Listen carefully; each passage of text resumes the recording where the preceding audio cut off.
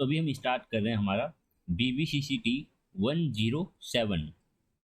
ठीक है, इसमें ब्लॉक नंबर 1 और ब्लॉक नंबर 1 में यूनिट नंबर 1। तो आपको याद होगा BBCCT 107 ये हमारा है क्या, एंजाइम। ठीक है, बाकी यूनिट नंबर 1 का आप देख पा रहे हो, इंट्रोडक्शन टू एंजाइम। बिल्कुल बेसिक जो एंजाइम का है वो हम इधर देखने वाले हैं। ठीक है, तो ज़्यादा समय वेस्ट नहीं करेंगे हमारा। पहले भी मैं एक बार लेक्चर रिकॉर्ड कर चुका हूँ, लेकिन उसमें वॉइस की कुछ प्रॉब्लम आ गई। कोई बात नहीं, देखते हैं।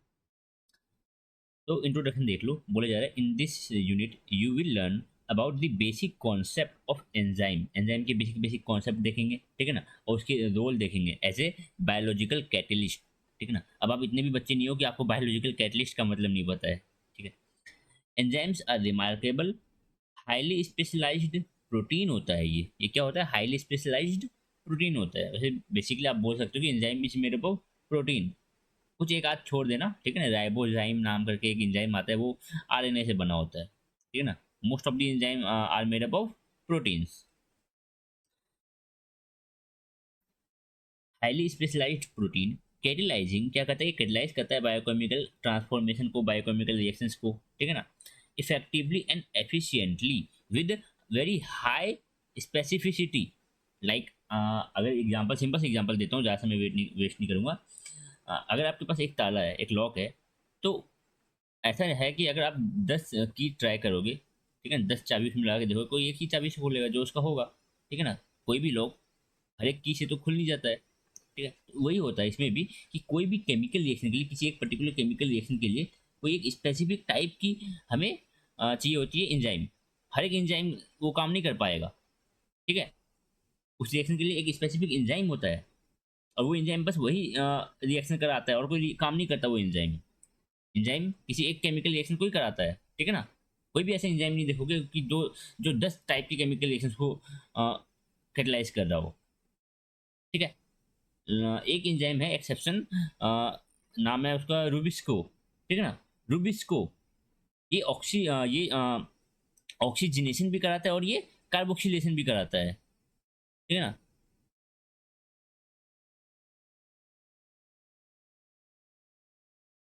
छोड़ो, बढ़ते हैं आगे। The reactants of enzyme the reactants of enzyme catalyze reaction। ऐसा रिएक्शन, ऐसा केमिकल रिएक्शन जो एंजाइम के द्वारा कैटलाइज हो रहा है, तो उसमें जो रिएक्टेंट्स हैं, उनमें जो रिएक्टेंट्स हैं उनको हम बोलते हैं क्या, सबस्ट्रेट। रिएक्टेंट को हम क्या बोलेंगे, सबस्ट्रेट। ठीक है, और सबस्ट्रेट कन्वर्ट हो जाएगा हमारे पास प्रोडक्ट में। सिंपल सिंपल चीज़ें। Enzyme are large biological molecule which are colloidal solution, ये फॉर्म करते हैं, कोलोइडल नेचर के होते हैं। ठीक है ना, और ये थर्मोलेवाइल होते हैं, मीन्स टेम्परेचर पे ये टेम्परेचर इनकी एक्टिविटी को अफेक्ट करता है। अगर टेम्परेचर बढ़ाओगे घटाओगे तो इनकी एक्टिविटी में फ़र्क आपको देखने को मिलेगा। ठीक है, they play a vital role in biochemical processes. इतना तो हम समझ पाते हैं कि बहुत बड़ा रोल प्ले करता है ये। ठीक है, बहुत ज़रूरी है। आपने अगर डाइजेशन का चैप्टर पढ़ भी रखा है, अगर आपने अगर 10th में भी अगर आपने डाइजेशन पढ़ रखा है, तो पता होगा कि डाइजेशन के लिए भी कितने सारे एंजाइम्स चाहिए होते थे हमें। ठीक है, बढ़ते हैं आगे। बाकी एक केमिस्ट्री में चैप्टर है केमिकल काइनेटिक्स, लाइक ऐसा कुछ। ठीक है, 11th में 12th में पता नहीं, लेकिन आपने पढ़ा होगा उस चैप्टर में। ठीक है, तो उधर भी आपको पता होगा एंजाइम के बारे में, उधर भी आपने पढ़ रखा होगा काफ़ी हद तक। ठीक है, enzymes catalyzed reaction is an organized manner to sustain life which could not have been possible without them in a given time scale। जो एंजाइम जो रिएक्शन, जो एंजाइम कैटलाइज्ड रिएक्शन होते हैं, ठीक है ना, अगर बिना उसको एंजाइम के कराओगे तो उस रिएक्शन को कंप्लीट होने में बहुत समय लग जाएगा। ठीक है ना, बहुत ज़्यादा समय लग जाएगा। एंजाइम उसको उसी समय को बहुत कम कर देता है। जब आप एंजाइम यूज़ करोगे तो ये जो रिएक्शन का टाइम है, रिएक्शन होने में जो समय लगेगा वो बहुत कम हो जाती है, बड़ी जल्दी हो जाता है रिएक्शन। ठीक है, तो गिवन टाइम स्केल में अगर आपको काम कराना है, रिएक्शन कंप्लीट करानी है, तो आपको एंजाइम को यूज़ करना पड़ेगा। They are highly selective molecule, obvious सी बात है, हम जानते हैं। And their catalytic activity depend on the integrity of their native protein conformation. ठीक है ना, उनका कॉन्फर्मेशन क्या है, कॉन्फर्मेशन समझते हो ना। ठीक है ना, वो बने की चीज़ से, प्रोटीन से बने हुए हैं। तो प्रोटीन का कॉन्फर्मेशन, ठीक है, वो मैटर करता है उसी एक्टिविटी के लिए। अगर प्रोटीन का कन्फर्मेशन बिगड़ेगा तो एंजाइम सही ढंग से काम बिल्कुल नहीं कर पाएगा। हम जानते हैं एंजाइम में क्रेबाइसिस पॉकेट्स कुछ ऐसा डिफाइन करते हैं हम, एक्टिव साइट, ठीक है। अगर प्रोटीन जिससे एंजाइम बना हुआ है उसकी कॉन्फर्मेशन में चेंज आता है तो पॉकेट्स में चेंज आएंगी, ठीक है, जिसकी वजह से रिएक्शन होने में दिक्कत होगी, नहीं हो पाएंगी। Enzymes employ additional non protein chemical component. Enzyme में आपको enzyme is made up of protein, but protein के अलावा कुछ नॉन प्रोटीन कंपोनेंट भी हमें देखने को मिलते हैं, ठीक है ना, नॉन प्रोटीन कंपोनेंट, ठीक है, जिसको हम बोलते हैं कोफैक्टर। कोफैक्टर बोल लो, कॉम्प्लेक्स ऑर्गेनिक मॉलिक्यूल बोल लो, या इसको आप को एंजाइम बोल लो। हमने बोला ना कि जो एंजाइम है वो बने होते हैं प्रोटीन से, बट एंजाइम का कुछ ऐसा पार्ट भी है जो प्रोटीन से नहीं बना हुआ है, ये नॉन प्रोटीन नेचर का है। मीन्स ये जो पार्ट है एंजाइम का ये प्रोटीन से बना हुआ नहीं है। एंजाइम का वो पार्ट जो नॉन प्रोटीन नेचर का है, ठीक है, तो उसको बोलते हैं हम कोफैक्टर, ठीक है। कोफैक्टर बोल लो, कोएंजाइम बोल लो, कॉम्प्लेक्स ऑर्गेनिक मॉलिक्यूल बोल लो, ठीक है, यही चीज है। To perform their catalytic activity, ठीक है ना, ये चीज भी बहुत इंपॉर्टेंट रोल प्ले करता है कोफैक्टर, ठीक है। This additional component may be bound tightly, हाँ, ये जो एडिशनल कंपोनेंट है ये प्रोटीन से टाइटली बाउंड हो सकता है, या तो ये लूजली बाउंड हो सकता है। मीन लूजली बाउंड है मतलब कि ये इजिली रिमूव हो जाएगा, हट जाएगा, ठीक है। The distinguishing feature of an enzyme catalysed reaction is the catalytic site. A small portion of enzyme molecules termed as substrate binding site और एक्टिव साइट भी बोलते हैं, ठीक है ना। एंजाइम में एक ऐसा एंजाइम का वो पोर्शन, छोटा सा पोर्शन होता है एंजाइम में, एक ऐसा पोर्शन देखने को मिलता है जहाँ पे जो रिएक्टेंट्स हैं वो आते हैं और केमिकल रिएक्शन उनके बीच में बॉन्डिंग, ब्रेकिंग और बॉन्डिंग का फॉर्मेशन चलता है और उधर नए प्रोडक्ट बनते हैं, ठीक है। तो उस जगह को एंजाइम में, वो जगह जहाँ पे आपके जो सबस्ट्रेट हैं वो कन्वर्ट हुए प्रोडक्ट में, उस जगह को हम क्या बोलते हैं, एक्टिव साइट, लेकिन एक्टिव साइट बोलते हैं। बायोलॉजी में इसको क्रिवाइसिस पॉकेट्स, डिफरेंट डिफरेंट नाम से जाने जाते हैं, एक ही चीज़ सब। In this unit you will learn how enzyme are classified by the nature of reactions they catalyse. Different different type के रिएक्शन जो कैटलाइज करते हैं उनके बेसिस पे क्लासिफिकेशन देखेंगे आप गैस का, ठीक है। जनरल और ट्रैवल नेम्स देखेंगे, जिसकी वजह से कुछ कन्फ्यूजन भी आते हैं नेम्स में, वो भी बात करेंगे। In order to remove inconsistency and ever increasing number of enzymes an international system of naming of enzyme has been adopted. मान लो अगर आपके पास दो एंजाइम है, आप कुछ भी नाम रख लो, दोनों के कुछ भी नाम रख लो, याद रख लोगे आप। आपके पास 100 एंजाइम है, 100 एंजाइम है, आप कुछ भी नाम रख दो सबका, ठीक है ना, कोई भी इधर उधर से कुछ भी नाम उठा के रख दो, तो आप 100 नाम भी याद रख ही सकते हो। हमने पीरियोडिक टेबल याद कर रखी होती तो। लेकिन अगर आप आपके पास मान लो आपके पास 1 लाख एंजाइम है, ठीक है ना, 1 लाख डिफरेंट डिफरेंट टाइप के एंजाइम है।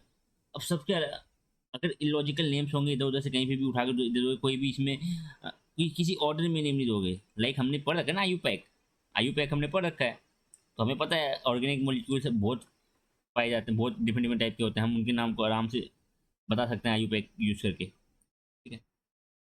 तो ही बोले जाए जब एंजाइम्स की संख्या बढ़ चुकी है तो हम बोलेंगे कि हम इसको एक international system of naming apply करें, सो दैट सभी एंजाइम्स के नाम हम इजीली लिख सकें, ठीक है। Each enzyme is assigned A 4 part classification number, आगे देखेंगे इन सब के बारे में बात करेंगे। Enzyme also have immense commercial and industrial value, ठीक है ना। कॉमर्शियल लाइफ में हम इसको यूज़ करते हैं और इंडस्ट्रियल लाइफ में, इंडस्ट्रीज में भी इसको यूज़ किया जाता है, ठीक है। Enzymes is a Greek word, simple सी बात है कि एंजाइम्स जो है ना, एंजाइम जो नाम है एंजाइम वो आया है ईस्ट से। ईस्ट से मतलब कि इन का मतलब होता है, इन का मतलब एन, ई एन एन, जो एंजाइम में एन है उसका मतलब होता है इन, इन। और जो जाइम है, जो जाइम वर्ड है उसका मतलब होता है, उसका मतलब होता है लेवन, ठीक है ना। तो इनका ओवरऑल देखोगे तो इनका एंजाइम का मतलब बनता है ईस्ट, ठीक है। The term coined by the term coined in 1878 में देखा गया, इस चीज़ को नाम दिया गया। वैसे हमें याद नहीं करनी है चीज़ें, साइंटिस्ट के नेम देख लो, याद करना है तो कर लो। To designate biological catalyst which were earlier known as ferments, Interestingly, alcoholic fermentation is one of the most popular reactions wherein the productions of ethyl alcohol and carbon dioxide occurs. The reaction is catalyzed by enzyme zymase, which is present in yeast. The reaction led to the discovery of enzyme. जो east में जाइमेज enzyme है, ये क्या कर रहा है, ये convert कर रहा है, ये अल्कोहलिक फर्मेंटेशन करा रहा है, ठीक है ना, ये अल्कोहलिक फर्मेंटेशन करा रहा है, ठीक है। तो इसीलिए हमने बोला कि हमें जो पहला एंजाइम देखने को मिला, तो वो हमें कुछ ऐसे इधर से डिस्कवरी हुई, तो हमने यहाँ से नाम इसका निकाला है क्या, एंजाइम। तो ये जो एंजाइम है ये ईस्ट में पाया जाता है, जाइमेज। बाकी ये सब चीज़ें याद नहीं करनी है हमें, बिल्कुल नहीं, बस हाँ थोड़ी बहुत याद रख लो कि हाँ एंजाइम और ईस्ट का क्या रिलेशन है। हाँ, अब ये मैटर करता है कि most of the enzyme are made up of protein, but सभी जो प्रोटीन है वो एंजाइम नहीं है। आप सभी प्रोटीन को एंजाइम नहीं बोल सकते हो, लेकिन आप सभी प्रोटीन सभी एंजाइम को आप प्रोटीन बोल सकते हो। एक्सेप्शन है, एक्सेप्शन है कि आप राइबोजाइम, ये एक एंजाइम है जिसको आप नहीं बोल सकते हो कि ये प्रोटीन से बना हुआ है। राइबोजाइम एक एंजाइम है जो आरएनए से बना होता है, ठीक है। तो बात निकल के आती है कि सभी एंजाइम को आप प्रोटीन बोल दो, एक्सेप्शन याद रखना, ठीक है ना। सभी एंजाइम को आप प्रोटीन बोल दो कि सभी जो एंजाइम है वो प्रोटीन से बने होते हैं, बट सभी प्रोटीन को आप एंजाइम नहीं बोल सकते हो, ठीक है, ये चीज़ याद रखना। आगे बायोलॉजिकल सिग्निफिकेंस दिया हुआ है कि tight control of enzyme is essential for homeostasis. Homeostasis के लिए जो एंजाइम है उसका टाइट कंट्रोल, एंजाइम का प्रोडक्शन, ठीक है ना, एंजाइम का यूज होना, ठीक है, वो एक कंट्रोल वे में होना चाहिए। आगे देखेंगे अगर एंजाइम कम प्रोड्यूस हो, एंजाइम ज़्यादा प्रोड्यूस हो, गलत एंजाइम प्रोड्यूस हो जाए, ना प्रोड्यूस हो, तो उसकी वजह से डिजीज डिजीज हो जाती है, ठीक है। तो कंट्रोल जरूरी है एंजाइम के ऊपर। They play a crucial role in the maintenance and progression of life. पता है यार इतनी बातें हमें।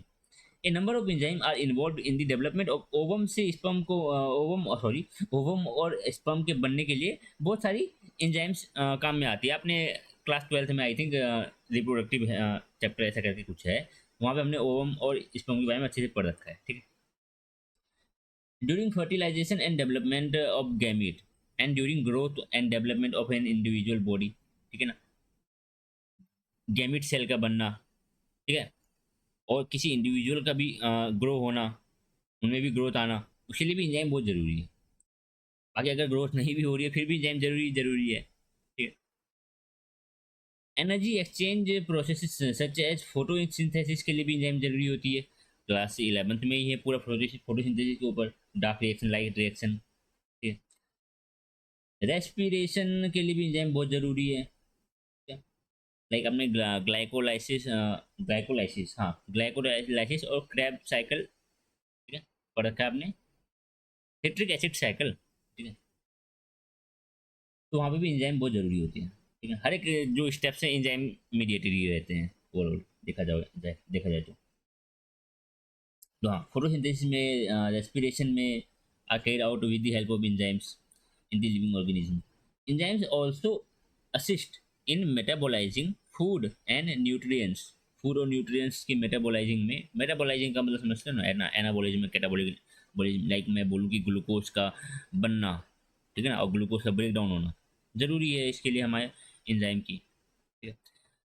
Nutrients which we consume in our diet into simpler moieties and provide us with the building block needed for growth and repair.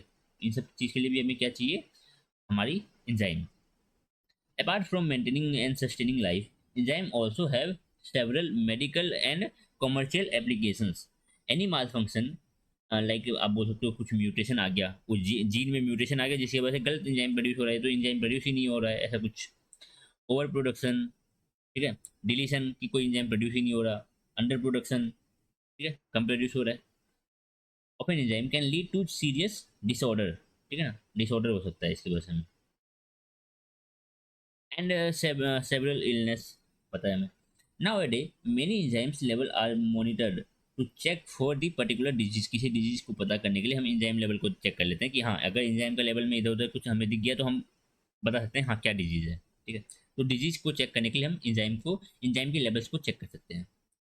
For example जो lactate dehydrogenase का example दे रखा है, ठीक है ना, lactate dehydrogenase and creatine creatine kinase and lactate dehydrogenase in myocardial infection, ठीक है ना। मायोकार्डियल इन्फेक्शन ये जो डिजीज है, इसमें हम क्या करेंगे, इस डिजीज को पता करने के लिए हम lactate dehydrogenase and creatine kinase का जो एंजाइम है इसका लेवल चेक करेंगे, क्या लेवल है, ठीक है, एंजाइम का क्या लेवल हमारी बॉडी में। The imbalance of the enzyme activity are addressed by pharmacological agent, ठीक है, using several strategies like enzyme inhibition use करोगे, टेक्निक यूज करोगे, जीन थेरेपी यूज करोगे, ठीक है ना। क्या करेंगे हम इस चीज़ को, हम इससे जो एंजाइम इम्बैलेंस है उसको पता करेंगे, ठीक है। जो एंजाइम इम्बैलेंस है, ठीक है, अगर एंजाइम सही ढंग से नहीं बन रहा है, कम बन रहा है, ज़्यादा बन रहा है, ठीक है ना, सही से काम नहीं कर रहा है, कुछ ऐसा है, तो हम टेक्निक्स बहुत सारी यूज़ करते हैं। जैसे कि आप एंजाइम इनहिबिशन टेक्निक यूज़ कर सकते हो, जीन थेरेपी यूज़ कर सकते हो, हम नहीं यूज़ करेंगे, फार्माकोलॉजिकल एजेंट्स इसको यूज़ करते हैं, ठीक है। और एंजाइम की लेवल्स को बोल सकते हो, एंजाइम की एक्टिविटी को ये ट्रैक करते हैं, ठीक है। Nature of enzyme, early all enzymes are protein, हम जानते हैं ज़्यादातर जो एंजाइम है वो प्रोटीन है, विद एक्सेप्शन राइबोजाइम। जब राइबोजाइम डिस्कवर हुआ तब पता चला हाँ नहीं, कुछ एंजाइम ऐसे भी हैं जो प्रोटीन से नहीं बने हैं, वो आरएनए से बने हैं। Ribozyme RNA acting as enzyme, ठीक है। However many enzyme lack their catalytic activity in the absence of non protein component, that is cofactor और कोएंजाइम। कुछ प्रोटीन ऐसे भी, सॉरी, कुछ एंजाइम ऐसे भी हैं, अगर उसमें से उसका कोफैक्टर हटा दो, अगर उसका कोफैक्टर, मान लो एक एंजाइम में उसका कोफैक्टर को हटा दो, आप कोफैक्टर को हमने रिमूव कर दिया, तो वो काम नहीं करते। However, many enzymes will lack their catalytic activity in the absence of non-protein component जो होते हैं हमारे कोफैक्टर, ये तो coenzyme. Enzymes can be denatured, ठीक है ना। डीनेचर हो सकता है एंजाइम कब, जब आप टेम्परेचर बढ़ाओगे घटाओगे, पीएच पे भी डिपेंड करता है, बहुत चीज़ें हैं, ठीक है। Denatured and precipitated with with salt, solvent and other reagent, ठीक है। सॉल्ट को यूज़ करोगे, किसी डिफरेंट सॉल्वेंट को यूज़ करोगे, अदर टाइप के रिएजेंट्स को यूज़ करोगे, तो हाँ आप इसको डीनेचर कर सकते हो और प्रेसिपिटेट भी कर सकते हो इस चीज़ को। They have molecular weight ranging from 10,000 से लेके 2 लाख, आई थिंक ये 2 लाख है, 20 लाख है, 20 लाख, 10,000 टू 20 लाख डेल्टन में है, ठीक है ना। इतने डेल्टन के बीच में इसका क्या रहता है, मोलिकुलर वेट, ठीक है। Denaturation of enzyme subjecting enzyme to unfavourable pH, ठीक है, डिफरेंट डिफरेंट पीएच पे रख दोगे, डिफरेंट टेम्परेचर पे रख दोगे, तो वो क्या हो जाता है, डीनेचर हो जाता है, उसका स्ट्रक्चर बिगड़ जाता है, जो प्रोटीन से बना हुआ स्ट्रक्चर है उसका, उसका स्ट्रक्चर जो कॉन्फर्मेशन है वो चेंज हो जाता है। Like other protein lead to loss in enzymatic activity, ठीक है। So enzymes are thermolabile in nature. Thermolabile इसलिए बोलते हैं कि अगर टेम्परेचर उसका चेंज करते हो तो जो प्रोटीन का कॉन्फर्मेशन है वो चेंज हो जाता है, जिसकी वजह से जो एक्टिव साइट है वो ढंग से काम नहीं करती है, ठीक है ना। एक्टिव साइट उसकी लॉस हो कर, वो अपनी एक्टिव साइट की एक्टिविटी, वो अपनी एक्टिविटी लॉस कर सकते, ऐसे बोल सकते हो। एक्टिव साइट की कॉन्फर्मेशन में भी चेंज आती है, ठीक है ना। अगर एक्टिव साइट की कॉन्फर्मेशन में चेंज आएगी तो रिएक्शन नहीं हो पाएगा, जो सबस्ट्रेट है वो उधर जाके फिट नहीं हो पाएंगे। एक्टिव साइट का वैसे आप इसके एक्टिव साइट कैसे काम करता है, इस चीज़ को आप क्लास 11th की केमिस्ट्री में पढ़ा होगा, ठीक है ना, कि एक्टिव साइट जो होते हैं वो क्या काम क्या करते हैं, उनका बेसिकली काम होता है कि जो रिएक्टेंट्स है उनको पास पास ले आए वो, ठीक है ना, रिएक्टेंट्स को बिल्कुल पास पास ले आए, तो डेट उनके बीच में बॉन्ड फॉर्म हो सके, रिएक्टेंट डिफरेंट डिफरेंट रिएक्टेंट के बीच में, ठीक है। अब इंजाइम का जो एक्टिव साइट है उसको आप उसकी शेप को अगर बिगाड़ दे रहे हो, तो एंजाइम वहाँ पे जो सबस्ट्रेट है वो उधर ढंग से फिट नहीं हो पाएंगे, that is they lose their characteristic when subjected to an increase in temperature. अगर टेम्परेचर बढ़ाओगे तो ऑब्वियस सी बात है कि ये अपना एक्टिविटी लूज कर देगा। Until 1980s, it was strongly believed that all enzymes were protein. All enzymes are protein. 1980 तक माना जाता है कि सारे एंजाइम जो है प्रोटीन के बने होते हैं, जब तक हमारे पास कौन नहीं डिस्कवर हो गया, रेबोजाइम। तो साइंटिस्ट के नाम फिर से आ जाते हैं, टॉम कैच, जो भी बोलना चाहो आप इसको, और अल्टमान। इन्होंने क्या किया, इन्होंने इंडिपेंडेंटली अलग अलग, ऐसा नहीं कि दोनों साइंटिस्ट मिल के ढूंढने जा रहे हैं, नहीं नहीं, ठीक है ना, दोनों अलग अलग देखा, ठीक है ना, independently reported that some RNA molecule can be effective catalyst. कुछ आरएनए मॉलिक्यूल है जो कैटलिस्ट की तरह काम कर रहे हैं।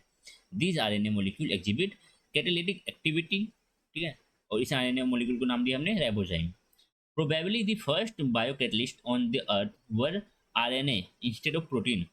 पहला जो कैटलिस्ट था, बायोकैटलिस्ट, फर्स्ट बायोकैटलिस्ट जो अर्थ में प्रेजेंट था, वो क्या था? वो था हमारे पास आरएनए। आरएनए का बना हुआ राइबोजाइम, ठीक है ना, वो प्रोटीन का बना हुआ नहीं था। पहला जो कैटलिस्ट था, पहला जो बायोकैटलिस्ट था जो अर्थ में था, ठीक है ना, उस समय बहुत प्रीवियस, समझ रहे हो ना, इवोल्यूशन की बात कर रहे हैं, बिल्कुल पुराना चल जाओ, बिल्कुल पहले चल जाओ, जब सेल जस्ट एक सिंगल सेल बनी है, ठीक है। तो फर्स्ट जो बायोकैटलिस्ट अर्थ में पाया जाता था, वो क्या था हमारे पास? वो था हमारे पास आरएनए से बना हुआ ribozyme. Ribosome may have played a very crucial role during the evolutionary phase. ठीक है। Recall about nucleic acid you have studied in your class test book। वही बातें हैं क्लास 11 12 आई थिंक ये 12th में। आरएनए एग्जिबिट वेरियस फॉर्म, हाँ हमने पढ़ रखे हैं, टीआरएनए, एमआरएनए, ठीक है, और एक स्ट्रक्चरल आरएनए भी होता है। This show that ability of RNA to adopt complex structures. Recall the structure of tRNA. These is specific yet complex structure might be related to their catalytic activity. For example, the first ribozyme identified from a plant virus. पहला जो enzyme है, पहला जो ribozyme, मतलब कि पहला जो enzyme जो, सॉरी पहला एंजाइम नहीं बोल सकता मैं इसको, मैं बोल रहा हूँ एंजाइम जो बना था आरएनए से। फर्स्ट एंजाइम जो हमने ढूंढा, फर्स्ट राइबोजाइम ही बोल लेते हैं, ठीक है ना, फर्स्ट राइबोजाइम जो हमने ढूंढा, तो वो हमने ढूंढा कहाँ से? प्लांट सेल में, सॉरी प्लांट में पाए जाने वाले वायरस से, ठीक है ना, प्लांट में पाए जाने वाले वायरस में से हमने क्या देखा? वो एंजाइम हमने मिला, राइबोजाइम। तो हमने इसको बोला हैमर हेड, ठीक है ना। फर्स्ट राइबोजाइम जो हमने डिस्कवर किया उसका नाम हमने क्या रखा था? Hammer head. और कहाँ से मिला हमें? प्लांट में पाए जाने वाले वायरस से, ठीक है। Ribozyme possesses a specific structure होती है इसकी, नीडेड फॉर कैटालिसिस। हमें जान, ये चीज़ तो हमें पता है कि कैटालिसिस कराने के लिए, ठीक है ना, तो जो एंजाइम है उसका एक स्पेसिफिक स्ट्रक्चर होता है। Another example is ribonuclease P, RNS P, which catalyzes the maturation of tRNA by removing nucleotide। जो tRNA है तो होता है उनमें से न्यूक्लियोटाइड को रिमूव कराता है, ठीक है ना। ये जो काम है ये कौन कराएगा हमारे पास? न्यूक्लियस पी, ठीक है ना, आरएनएस पी, फिफ्थ एंड से, ठीक है ना। जो टीआरएनए है उसके फिफ्थ एंड से क्या करेगा? ये रिमूव कराएगा हमारे पास न्यूक्लियोटाइड को। अब जान रहे हो ना क्यों टीआरएनए से ये ऐसा करेगा? टीआरएनए क्या कर रहा है? टीआरएनए क्या कर रहा है? टीआरएनए न्यूक्लियोटाइड को पकड़ पकड़ ला रहा है, कहाँ पे ला रहा है? राइबोसोम के पास। अब टीआरएनए से जुड़ चुका है, इमेजिन कर लो ना, टीआरएनए एक मॉलिक्यूल इमेजिन करो, टीआरएनए, टीआरएनए से जुड़ गया कौन? न्यूक्लियोटाइड। टीआरएनए गया न्यूक्लियोटाइड के पास, उससे चिपक गया और उसको उठा के ले आया कहाँ तक? ले आया उसको आपके पास राइबोसोम के पास, ठीक है ना। अब क्या करना है टीआरएनए को? अब उसको न्यूक्लियोटाइड को छोड़ देना हो जाए, ताकि वो जो न्यूक्लियोटाइड है वो प्रोटीन चेन बनने में यूज हो जाए। तो ऐसा तो नहीं है कि वो आएगा आराम से ऐसे किक मार के उसको छोड़ देगा, नहीं, ठीक है ना। तो टीआरएनए का रिमूव, सॉरी टीआरएनए के ऊपर से न्यूक्लियोटाइड का रिमूव होना, ये काम कराता है कौन? Nucleus P. इसी चीज को बोलते हैं हम maturation of tRNA. Maturation of tRNA मतलब कि जो न्यूक्लियोटाइड बाइंडेड जो टीआरएनए है, ठीक है ना, उनमें से न्यूक्लियोटाइड को रिमूव कराना, ये कहलाता है हमारे पास मैच्यूरेशन ऑफ टीआरएनए। तो ये काम के लिए हमें चाहिए एंजाइम। चलो, enzymes are made up of protein and lipid. Lipid कहाँ से? डिलीशन और under production of enzyme can lead to serious disorder and several illness. पता है हमें, सही। Changing in pH and temperature does not affect the enzyme activity. बिल्कुल गलत है ये, बिल्कुल ये गलत है, ठीक है, false. Colloidal nature of enzyme is, एक second, colloidal nature of enzyme is due to its large size. बिल्कुल ट्रू है ये। मिलते हैं अगले लेक्चर में, तब तक के लिए बाय। ओके।